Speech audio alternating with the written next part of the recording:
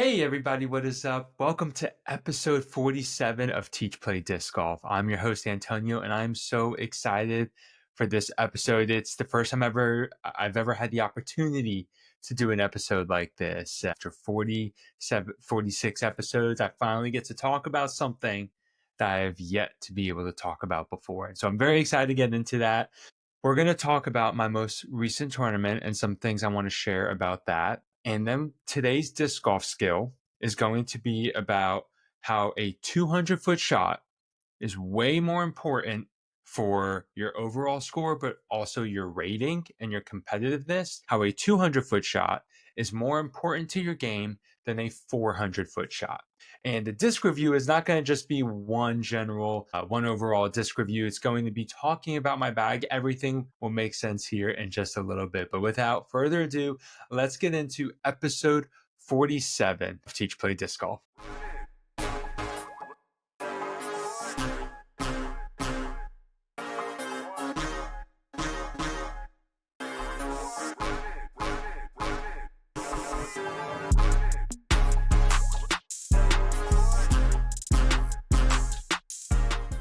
Alrighty, I am so excited for this episode because of the tournament that I just played in, but there's also a second reason. I am recording this episode on March 25th, the 2-year anniversary of Teach Play Disc Golf, but also my birthday. So 2 years ago, I decided to start doing a podcast, and I recorded 4 episodes and released them in a one batch on my birthday. And it's wild to think that it's been 2 years. Obviously, there's been a few hiatuses, 1 or 2 hiatuses here and there, but I'm very, very excited to be back. I'm so excited to discuss this episode with you. Obviously, my birthday is a big deal to me. It's been a lot of fun. It's been a great day, spending a lot of time with family and just enjoying the beautiful weather that we've been having in Texas. But also, what makes it a little bit more special is that this past weekend, I played in the 4th annual March Mark Memorial in Longview, Texas. It's at a local course called Hensley Park. It's a shorter course, but it's a wooded course. It's a challenging course that on paper and maybe even looking at pictures, you may feel like, okay, it doesn't have a whole lot of teeth, but once you start playing, the course has got some teeth.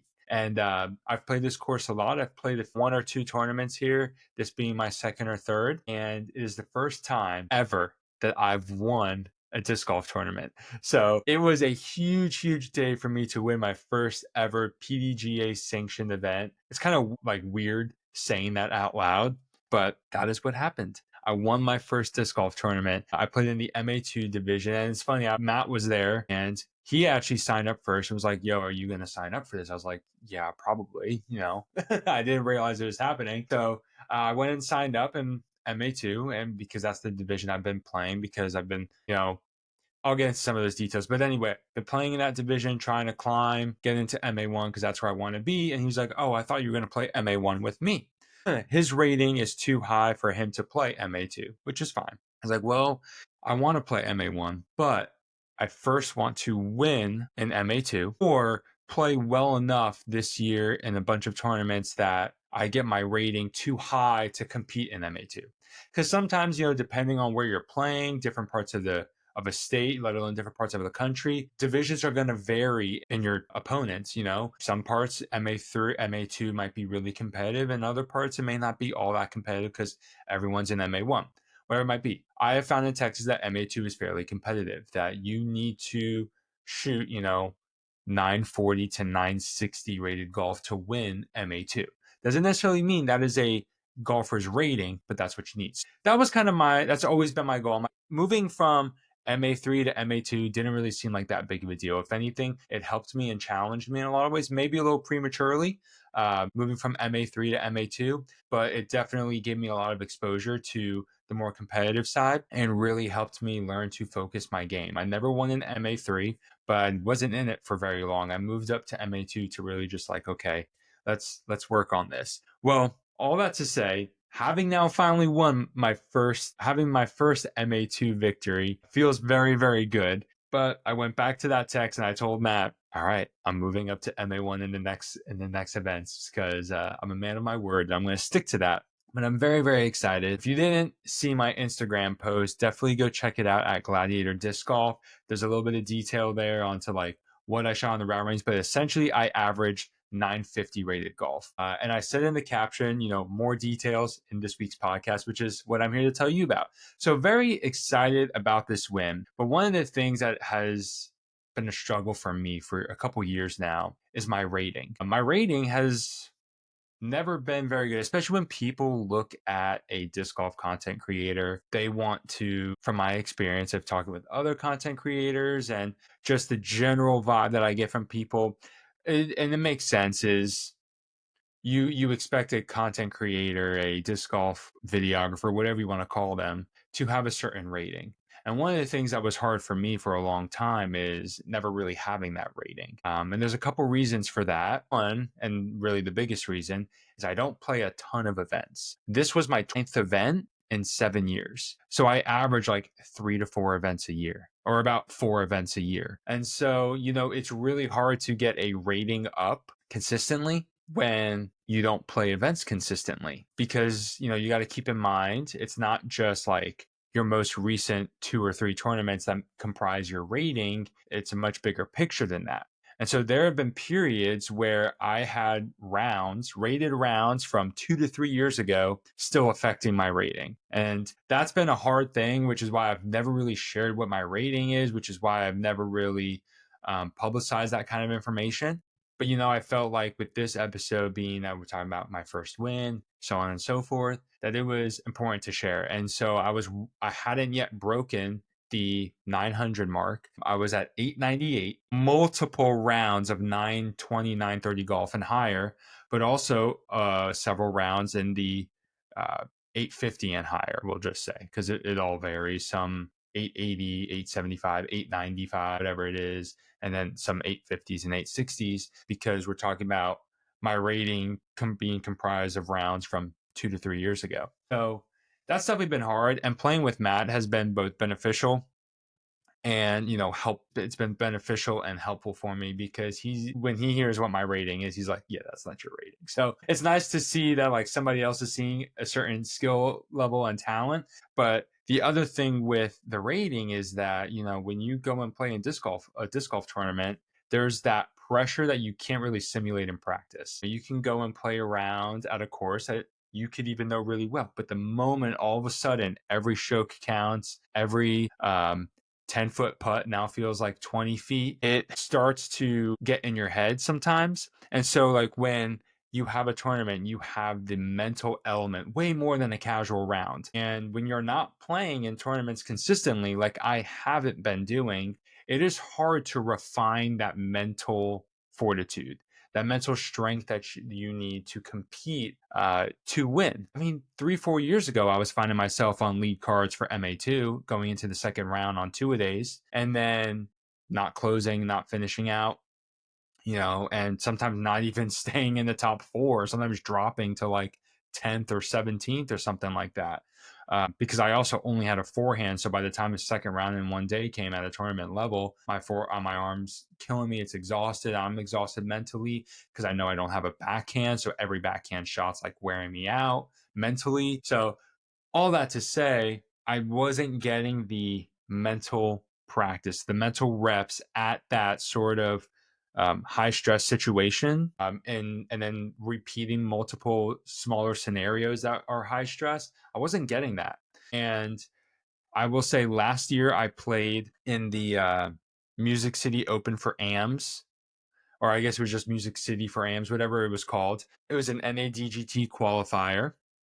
So I was like, okay, cool. I'm at this time, I'm living just south of Nashville. This is just east of Nashville, or southeast of Nashville. And I was like, okay, cool. I'm going to sign up. I'm going to play. If I qualify for NADGT, awesome. If I don't, no biggie. Well, going into the final day, I'm inside the top 10 for NADGT at MA2 for the qualifier event. And I was playing Seven Oaks, and I just mentally, I couldn't make a putt to save my life. And it was killing me because I was missing 10-foot putts because I just didn't have the confidence. I didn't have the mental fortitude. Thankfully, I still qualified. And by the time the event rolled around in Austin, we had moved back to Texas. And so I was actually able to go. And so I was able to compete. And I had 2 rounds at NADGT where they were wooded courses. I believe it was Circle C was the course. And I shot my lowest rated round there was like a 914 or 924. My highest rated round at Circle C was like a 940. Technical golf, good golf, excelled. Then the second course that I played at was Benbrook, and it's a more open course. It's a longer course. It's more park style. I sucked. Absolutely. And it was all mental. And I had such 2 bad days that I went a combined 5 or 6 under par at Circle C and like a combined, I don't know, 10 or 15 over at Benbrook. And so, when I looked at the winning scores for the weekend, and like first place I think was minus 15 over 4 rounds. And in 2 rounds I was at, minus 5 or 6. So I wasn't necessarily in competition just from Circle C to win or anything. I was like, wow, half of the rounds I could have finished top 5 maybe. I don't remember what all the scores were, but probably top 10. ADGT. AMs from across the country, even across, the world if they competed in the events in Canada and that kind of thing. I was like, wow, I totally blew it. And I had no confidence in my putt. At Benbrook, I had 0 confidence in my drives. It was just a mess. And the days alternated. So when I showed up to Circle C, I was totally confident. When I showed up to Benbrook, lacked all confidence. It was just day after day after day, like just alternating. And I realized a lot of things about myself and how I just needed to be better mentally in my game and really develop those skills and that fortitude to be able to like push through certain challenges. And, it was a lot of just personal development and thinking about these things and like what I want out of disc golf and how do I want to compete and, this, that, and the other thing. And so when it came around for the March Mark Memorial, this is my first tournament since NADGT.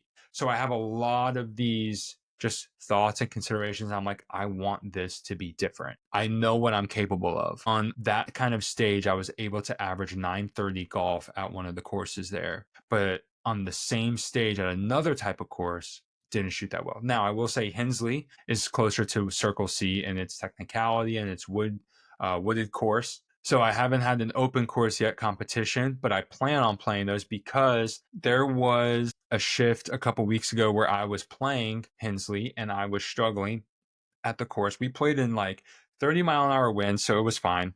Didn't shoot all that great, but it was like 30-mile-an-hour winds. I think I was, 2 over par or something. But I fought back. I stayed at close to even as I could.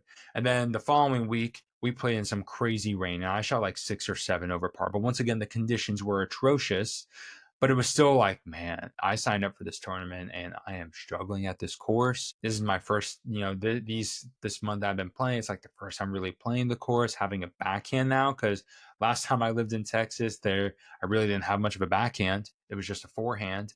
And I'm like, okay, I'm really struggling. And then a week before the tournament, or a couple of days before the tournament, I played Hensley again, and I started off kind of rocky. I think it was like 2 to 3. I got up to 3 over par. I got up to 3 over par through the first 7 holes. I was like, this is tough. But it just sat with me like, okay, I need to think about NADGT. I need to think about the qualifier. This can be different. There are still 12 holes, even in a casual round, 12 holes ahead that I can clean this up. And I was able to clean it up. And on that day, whatever maximum I got over par, I think was 2 or 3 over par, I ended up finishing the day at 5 under. And I was really proud of myself because I was able to face that adversity. And instead of just kind of caving into the pressure, thinking about the upcoming tournament in a couple of days, trying to compete, trying to know like I want to win, I just focused on, hey, you can't get under par in 1 hole. And it was just one of those, okay, I got a birdie, cool. Now I'm down to 2 over. Got another birdie, cool. I'm down to 1 over. Took a par, got another birdie, I'm back to even. And I was like, okay, we chipped away. Now I got X amount of holes. Let's keep executing. Let's keep doing what we've been doing. And we will end up where we end up. And so that practice round really helped me realize like, hey, I'm going to face adversity on this course. I'm going to face some challenges. I'm going to get a bogey here or there. I don't want to, but it's probably going to happen. And I need to just move past it. So tournament day comes around, and at Hensley, getting warmed up. I didn't get to warm up like I had wanted to. So that was kind of in my mind. I was starting on hole 12.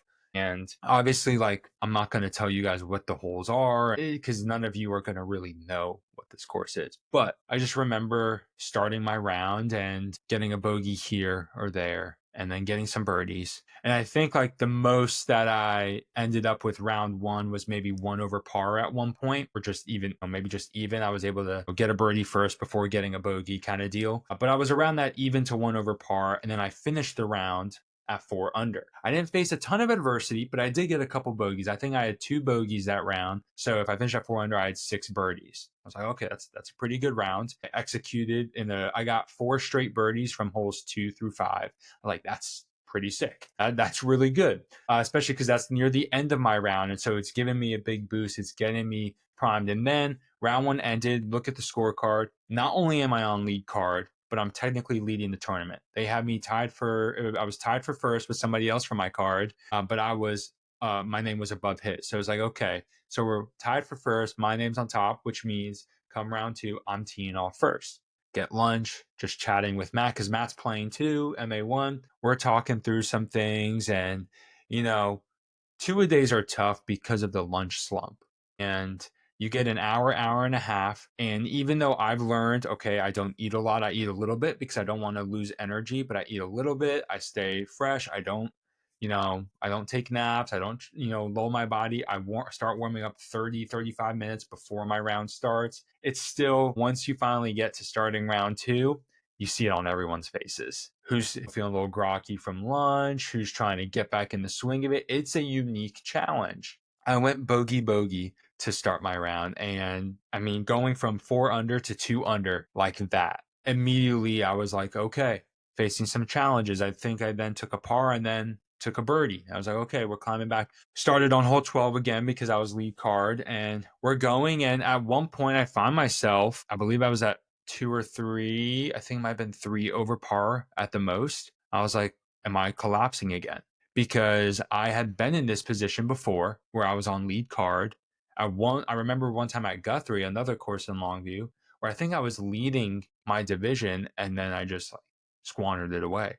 So I was like, okay, I've been here before. Today needs to be different. I need to overcome this adversity and the challenge. I need to just finally get over it. And what helped is thinking about my round a couple of days ago before the tournament. I was like, I've done this. I've already done this. I've faced a 2 or 3 over par to get back to under par, and not by like, -1, but significantly under par. I'm like, I know I'm capable of this. And so I just need to chip away one at a time. And that's what I did. Just started chipping away, started making some putts, started trusting my putting stroke, feeling confident, and started executing some shots. And slowly but surely, I found my way back under par. And then I kept going under par. But the crazy thing is like the round was a challenge. I think I had 4 or 5 bogey strokes that round. Let me actually pull it up while I'm talking about it here. I have the picture saved. Sorry, I didn't think I was going to reference it. But looking at round 2, okay, round 2, I had 4 bogey strokes. So I started on hole 12, right? By the time I got to hole 1, I was 2 over par. So the most I ever went was 2 over par because I went bogey, par, birdie, bogey, birdie, bogey. So I was 2 over par at the most, but I had 4 bogeys in the first 7 holes. And so I was 2 over par, having just shot 4 bogeys. And it was one of those where I just knew I needed to do something different mentally. Physically, I knew I had the skill and talent, but I needed to do something different mentally. And I just knew what I was capable of at this course. And I wanted to win.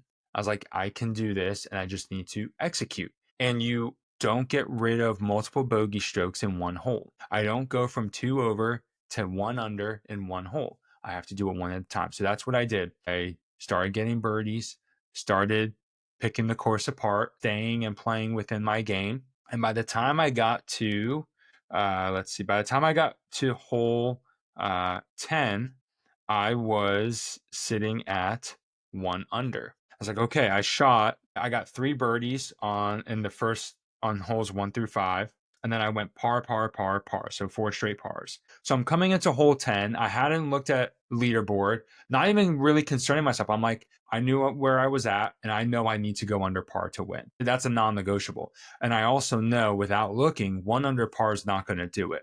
So it didn't matter to me what everyone else was doing because I also only had 2 or 3 holes left. So I'm walking up to hole 10 and I realize, okay, it's hole 10 and hole 11. Hole 10, I've birdied for the last month. I have not missed hole 10. And hole 11, I haven't birdied yet, like in the last month. I keep hitting trees, not quite first available, but pretty close to first available. So I go to hole 10. I'm like, you've executed this shot now in the last month 6 times without missing it.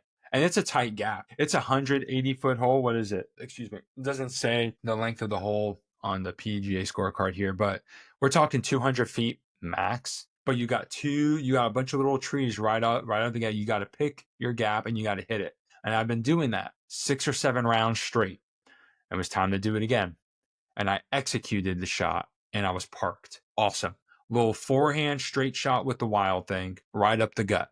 Okay, I birdied that. That's a good start. But I have not birdied 11, the final hole of my round. And so I'm coming up to hole 11 and I'm like, I know what I need to do on the shot here. I used to park this hole or get inside circle 1 all the time. And it's just been giving me the work recently. And so I knew I needed to just be confident and do what I do. And I took my Bobcat on the forehand and just soft little Annie and just kind of flex it through the gap. And I finally got through. And not only did I get through, but I had like a 12-foot putt. Now, don't get me wrong. I knew this putt was going to be important. So I was really hoping it was going to be closer. But I also knew, hey, I just climbed back from, at that time, I was thinking most I had been was 3 over par, but it was 2 over par. I'm now sitting at 2 under. I have the opportunity to go 3 under par and really feel like, okay, I shot 4 under par and I was leading the field. So if I can shoot 3 under par, unless someone had a really hot round, I might be sitting pretty good. At this point, I still hadn't looked at the leaderboards because I was like, I don't need that right now. I line up my putt, cash. So I know that I shot pretty well. And I know that, okay, my first round, I saw that it was rated 950. I was like, okay, that was 4 under. So 3 under should be okay. I went back-to-back rounds finally. You know, a lot of tournaments up to this point, I would have a really good round, 915 plus, and a kind of bad or mediocre round as low as, 850 and averaging around 885, 890. So one of my rounds was always lackluster compared to the other. But this was the first time I finally put together back-to-back rounds for one tournament. And I knew, okay, 3 under is going to be in that probably 935, 940 plus range if my 4 under was 950. So we finalize the scores, we all confirm, and I look at the leaderboard for the first time, and I am number 1, and there's no tie. I won by 1 or 2 strokes. And it was just one of those things where it was such an incredible feeling. Not because this was some massive tournament, not because it was just a really good feeling because I knew what it took for me to get there on a much deeper level than I could probably get across in a podcast, but just a lot of things over the years with disc golf and content creation and these feelings and self-doubts about things, and to just turn around and finally execute and be able to manage that adversity and work through it and trust my game and feel confident in my game. It was a really, really cool feeling. It was awesome to be able to accomplish something like that and to know that I did something that I had the ability to do. And I really loved that feeling. It was great. And like, obviously, yes, the winning was great, but to be completely honest, I would have been just as happy if I got second or third, because I would have shot average 948, 949 golf. That second round, even though it was a 3 under, it averaged 948 because the wind had picked up. So I averaged 949 golf for the weekend. And that to me was just like, I finally did it. I know it was just one sample size, but I did it. I put it together. And that was so rewarding in and of itself, because I know that, okay, that is what it's going to take to continue competing, especially now that I'm moving up to the MA1 division. But as I got to realizing MA1 was not done yet, and I saw that Matt was still competing, and he was tied now for the lead going into the final 3 or 4 holes. Well, I'll fast forward. I won't take as long to explain his, but Matt went into a playoff and it went 2 holes and he ended up winning. And it was so cool to see that my best friend, winning a disc golf tournament. It wasn't his first win either. I mean, not either. It wasn't his first win, but it was the first time we both won on the same day. And that was a really cool experience. Like we both showed up and we won MA1, MA2. And that was really, really cool to have that, because Matt is the person who taught me disc golf 7 years ago. And he was also there for my first ace, and now he was there for my first tournament win. And so definitely something I'm going to remember for a very, very long time. But that was a lot of fun. That day was fun. And as I just thought about that, obviously, like knowing I won, even though it's just some small seeds here, like that's always going to be on my PDGA profile, which is just a really cool feeling to see that there. I'm like, yes, I finally did it. I did it before 30 events, right? But over 7 years of that, getting to that point and to do it, 4 days before my birthday, and just some really, really cool feelings, and really enjoyed that experience. But as I got to thinking about the round and in preparation for this podcast, obviously my strong suit is the more technical wooded golf. I like it more, truth be told, way more than park style golf. But it also made me realize that I think a lot of times disc golfers, especially at the amateur level, think that a higher rating comes with more distance. And, I know I'm not the first person to say that it doesn't. But the thing is, we have to continue repeating this, because I found on this course that I played, I essentially averaged 950 golf, right? 949 is what it was technically. So 950. There's only one hole that was over 400 feet. Multiple holes, 360, 370 and up. Very technical though. Only a handful of people would be able to get to them, in one throw. And those were par fours and that kind of thing. And so really this course rewards the ability to throw 200 to 300 feet controlled with accuracy and the appropriate power and ground play. This course tests your ability to control your discs. It's not a free-for-all out there.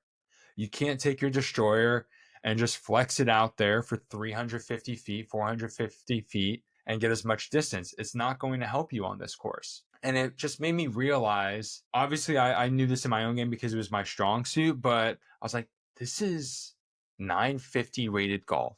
That's really highly rated golf. I mean, 1,000. Somebody in the MPO shot 11 under in round one. So clearly, I'm pretty sure it was over 1,000 rated.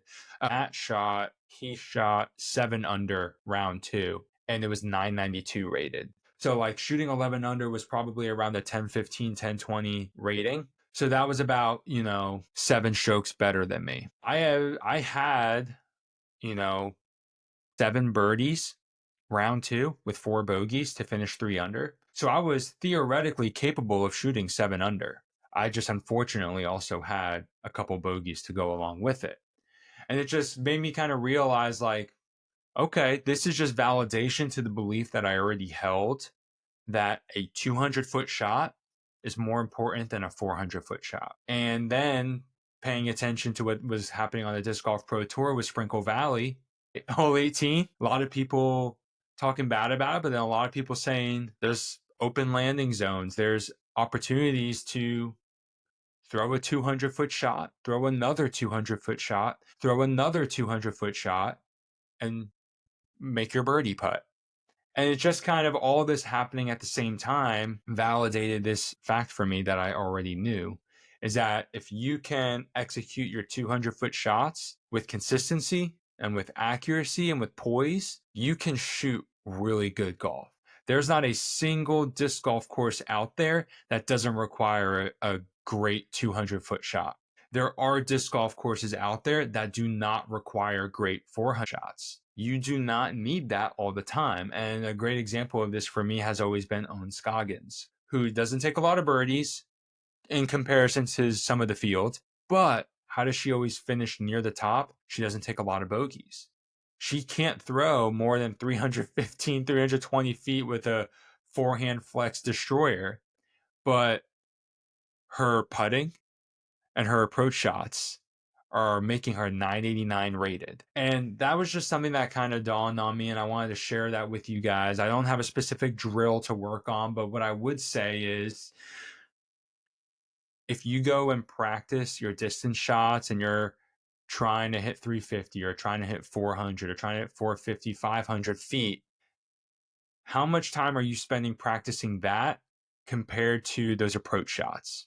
Because if you and I go play a 500-foot hole, let's say it's a par four, okay, and I throw a 280-foot drive to 315-foot drive, and you throw a 375, 400-foot drive, I have about a 200-foot shot ahead of me. You have about a 100, 150-foot shot ahead of you. If I confidently execute my 200-foot shot and you're nervous executing your 150-foot shot, that you yank it and leave yourself a 40-footer to my 15-footer, I take the birdie, you miss your birdie putt, you now take a par. There are a lot of ways to attack a hole, but when you can control the short distances, it breaks down every hole much better. Now a 500-foot shot is two 250-foot shots. And all of a sudden, that's a lot more manageable. Now, obviously, we're not talking about hazards. We're not talking about water where maybe it forces you to either throw on closer to 200 or you have to go over it for 350. We're not talking about that. We're just talking about, let's just take an open 500-foot hole, right? If you can hit that 2 to 250-foot mark consistently with accuracy, you're looking at two simple shots. And that is just such a, I think, different way of a lot of people think about disc golf because of what we see on the Pro Tour and what we see with, these guys, especially who can go and throw 600 feet coming out of a car without stretching. And we realize, wow, they just shot 15 under Jake Mon at the Beast. 15 under. And when you look at the pars and everything and what he shot stroke wise, exactly the same as Paul McBeth's 18 under. So clearly he can play, right? But it's just it just totally, I think, messes up the perception, I think, for a lot of amateur disc golfers and feeling like they need to have 400 feet or more of power. Where if you can throw your 200 to 250 foot shot with consistency, that's going to get you further at more courses than you give yourself credit for. It's going to be better golf. Scoring wise, it's going to be more consistent golf. And when you continue to do that stuff consistently, you get more confident. And come tournament day, you're not pressured into doing things that you don't want to, that everybody else is doing. Oh, they're all going for this shot. I'm like, we don't need to do that because I know what I can do and execute. Does it help having a 400-foot shot? I've thrown a couple 400-foot shots with the help of elevation, and it's a lot of fun. But my max on flat ground right now, I think, is somewhere around the 350 to 380 mark. But it's a lot of fun watching that disc fly. So having that power is really exciting, and it's really fun. But on a course like Hensley, if there's anything I learned for the disc golf skill, is that every single hole, or let's see, 12 out of 18 holes required a really good 200-foot shot, either because it was a scramble shot or because the hole was on the shorter side, or it was just a simple 300-foot, shot, and it was like essentially throwing the same kind of line, whatever it was. Over half of them, but probably close to 12 to 15 of the holes required a high quality 200-foot shot, 225-foot shot.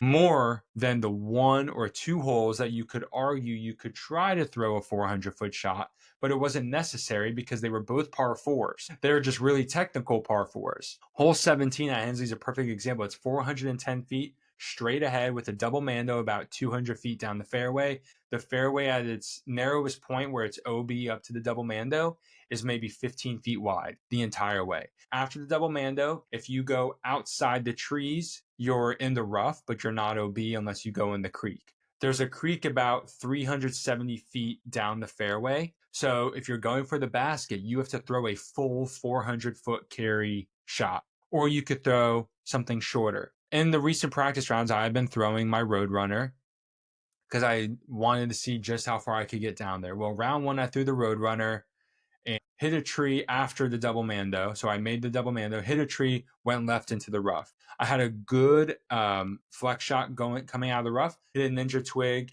ended up 6 inches OB.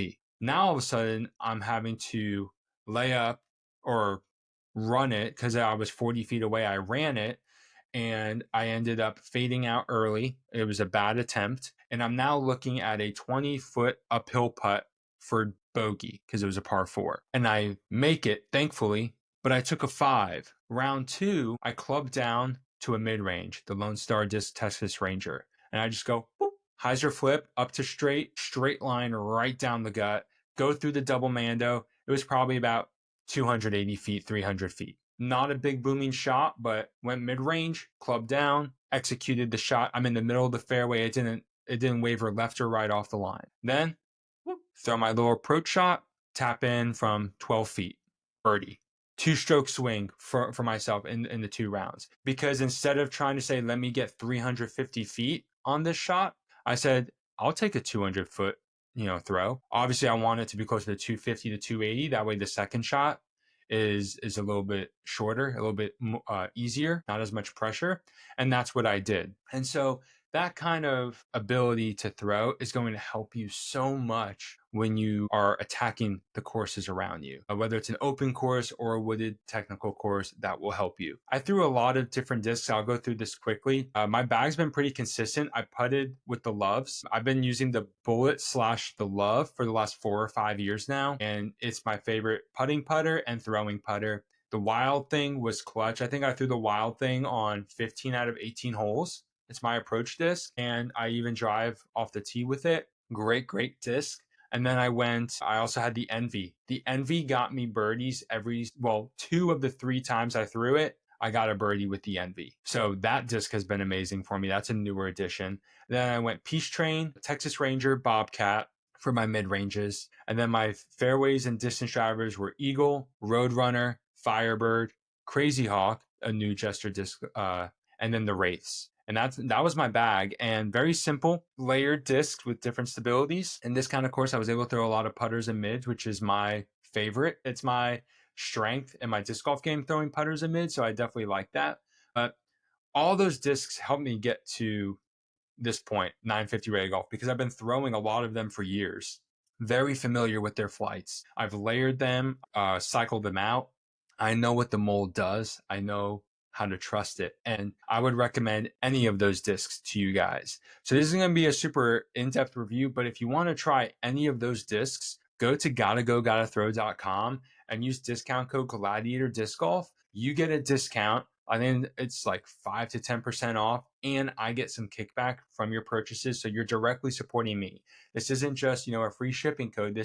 You are directly supporting me, Antonio, Gladiator Disc Golf, Teach Play Disc Golf, when you use that code from GottaGoGottaThrow. Or if you just use the link in the description, it'll take you directly to the page that's been set up with my discount code automatically. And I will say the Jester discs that I mentioned that I throw, the Love, the Wild Thing, the Peace Train, and the Crazy Hawk, are not on GottaGoGottaThrow. But if you go to Jester Disc Golf or jesterdiscs.com, link in the description, and you use code Gladiator, you get 10% off your purchase. And so definitely show Dave and the team there that you're using that code, trying those discs out, because that will be great. And I can hopefully then be able to say like, hey, can we work out something more? Can I give my followers and subscribers better sales, better discounts to your store? So would definitely recommend all those. If you haven't tried a Love or a Peace Train, you definitely have got to try those discs. I like them a lot. But if you want to try some of the other ones, Eagle has been in my bag essentially since I started playing disc golf, as has the Firebird. Amazing discs. But yeah, that is all I have. I don't want to belabor the point anymore. I don't want to take too much more of your time, everybody. I really appreciate you listening. I really enjoyed recording this episode and sharing it with you all. I'm so excited for what the future holds with disc golf. I'm super excited for 2025.